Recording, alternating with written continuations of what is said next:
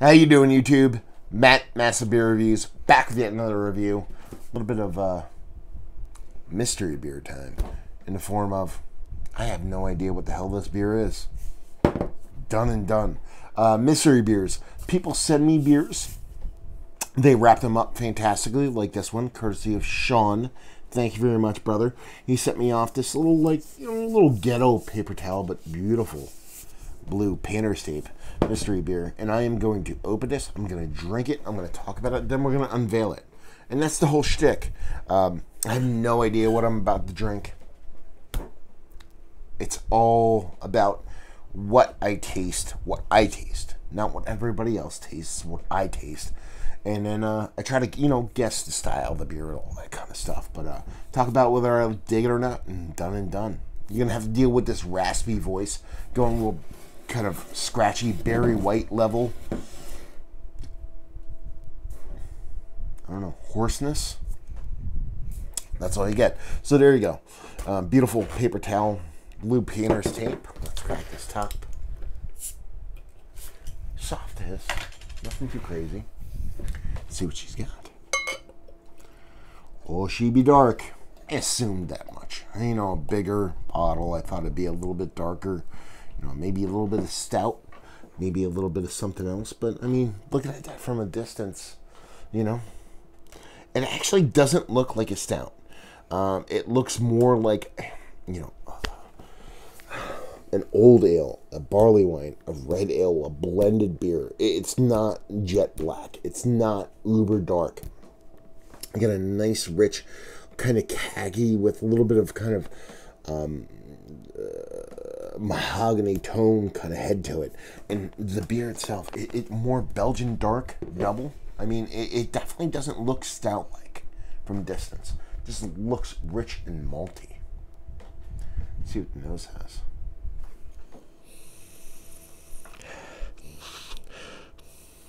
It kind of leans that way too.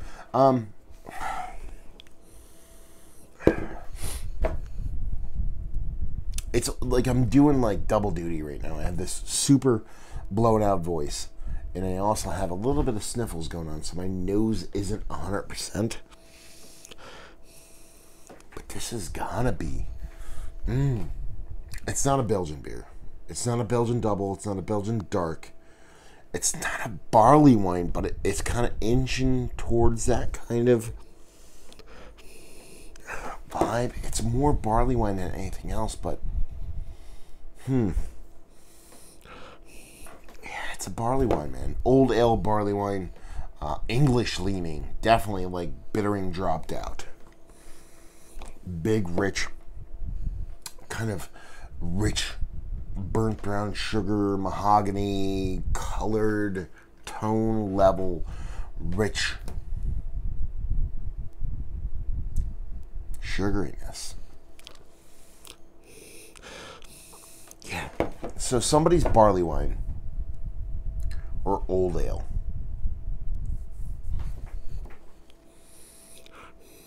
There's no barrel involved. At least I can smell, maybe in the taste. Yeah, just rich old. Does it have age on it? I'm going for my. See if I can detect anything. There's a little bit of residual sugars kind of around the edge, but so she's a big, rich, sugary beer, probably barley wine, old ale, sweetened, hops dropped out kind of beer.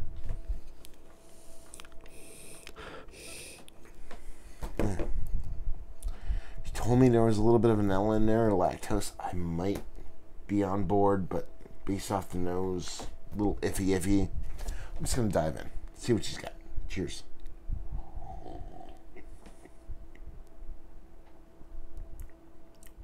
Okay. I take it back. That pure English portion of the show. There's a little bit of bittering hops in there. Definitely like old school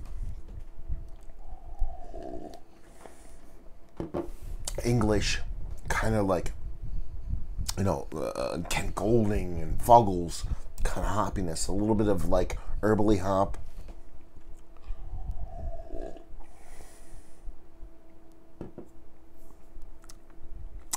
Still getting that nice portion of that nice rich sweetness, the nice kind of brown sugar. It definitely has some age on it. This bottle has to have age on it. Yeah, it's still, I don't think it gets to the listen, if this is fresh, it's somebody's English barley wine that's a little bit too hop forward. If it's aged, it's somebody's American barley wine that has some time on it and let the hops drop it. That's pretty much it. Big brown sugars, rich caramel maltiness, no barrel involved. If there is, it's a straight wood. There's no spirit involved. That's that. Done and done. It reminds me of something I can't put my finger on.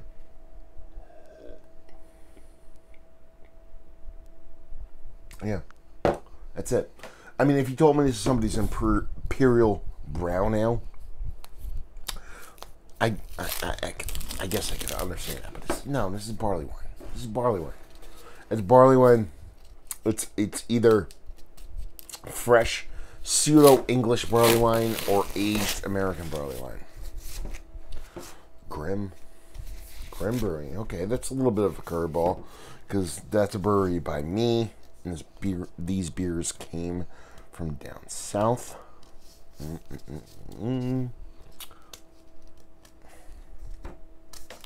Really?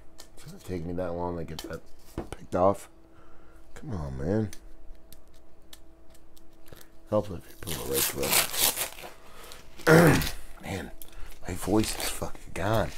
I'm wondering how this is going to come off in video, but I'm sure you can hear me, but I kind of sound like a mix between Barry White and Tom Waits, you know? So what do we have here? We have Grimm Cassiopeia. It's their American Porter brewed with candied sugar. Okay. We're talking about 10% alcohol by volume. I actually didn't call out the ABV. I'm kind of really pissed about that. Best served here November 2017. Has some time on it.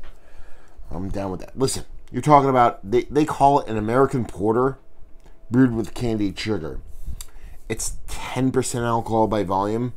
It's a fucking barley wine, dude. Like, seriously. You're saying, I'm going to make a porter that's 10% and I'm going to put brown sugar in it? You're making a fucking barley wine. You are. You're making a fucking barley wine. I don't care what the fuck. You can't be like, if I held this up right now and I said, hey, look at this. That's an airplane. No, it's not, motherfucker. That's a glass full of beer. You can't tell me it's a fucking American Porter with candied sugar at 10%. That's a fucking barley wine. Fuckers. Grim. And you're talking about 2017, so I got the age portion of the show, right? Yeah, it's honestly, I'm absolutely 100% awesomely cool with what I talked about with this beer. Because, as far as what they call it, I'd be like, no, you fucked up, dude. But that's not true. This is an pseudo-American barley wine. And by that, I mean, I think it had more aggressive hops than an English barley wine, but it didn't get to the point where it was an American barley wine. You can't talk about a candied sugared porter at 10% being a fucking porter. That is called a barley wine. So yeah, I dig it though, man. I dig it. I think it's a fun beer. It's fun.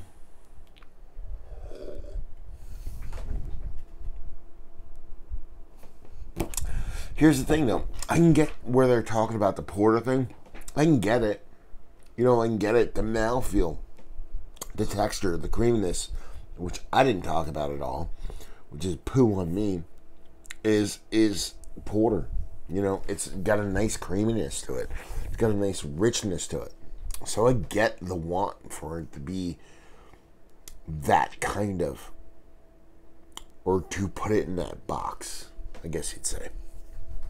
Even when I poured it, I was like, that's not a stout, but it's not really a barley wine. It's a little bit darker, so even there, it's kind of venturing into that kind of porter realm. It's super interesting beer to do blind. It's fun. I think it's tasty in a more kind of traditional sense, the visceral kind of malt forward sense. I like it. I dig it. I think it's fun. I would love to have this beer with more time on it. I mean, you're talking about 2017 November, so you're talking it's almost a year to the nose. Being this is like the end of October 2018. It's a fun beer for sure. I dig it. I think it's fun. Thank you very much, Sean.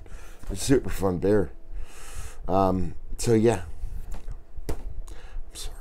Sorry you guys have to deal with this whole Tom Waits raspy voice thing, but it is what it is. Dude's got a drink. Anyway, so yeah, let's talk about it. Is it one of the better... It's not a porter. Is it one of the better barley wine-esque beers I've had as of late? It's worthy of being in the conversation because that's what it is. It's tasty, it's fun, it's nice. The mouthfeel's killer, especially for that kind of barley wine level stuff. And the way that candied sugar comes off. Sure, it's not Belgian-esque candied sugar. It's more kind of burnt brown sugar, but it works. It's fun. I dig it. It plays. I like it. Value and availability, no idea. Maybe the whole internet folks, Sean or somebody else, can chime in, let us know what's what, and leave you with, if you like what, will you like this? If you like American barley wines, but you want something a bit more muted and a bit more, not muted, what's the word I'm looking for? A bit more approachable. Or if you like English barley wines, but you want a little bit of edge to your English barley wine, you want it a little bit beyond just straight malts and sugar daddiness, this will definitely do you proper. So there you go, another review in the books. Hopefully you guys enjoyed our review. Hopefully you're enjoying a nice little pseudo barley wine right now, and hopefully see you next time. Cheers.